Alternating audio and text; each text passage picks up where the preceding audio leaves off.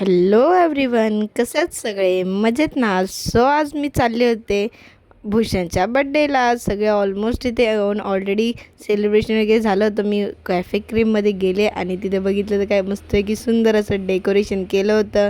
त्यात आमचं सगळ्यात पहिला वेलकम भावला म्हणजेच साहिल तो इथे उभा होता. आणि मग त्यानंतर इथे सगळे सेलिब्रेशन करत होते. थोडंफार झालंच होतं ऑलरेडी. आणि मग आमची झाली होती खायची सुरुवात. ह्या दोघी मस्त की हावऱ्या दोघीच साईडला बसून फ्रेंच फ्राईज खात होत्या. आणि मग त्याच्यानंतर त्यांची मी हळूच चोरून अशी व्हिडिओ बनवली. आणि मग आमचं खाऊन वगैरे झालं आणि तिथे आम्ही निघालो. आणि आमचा तिथं टाईमअप झाल्यामुळे दुसऱ्या कॅफेमध्ये आम्ही गेलो.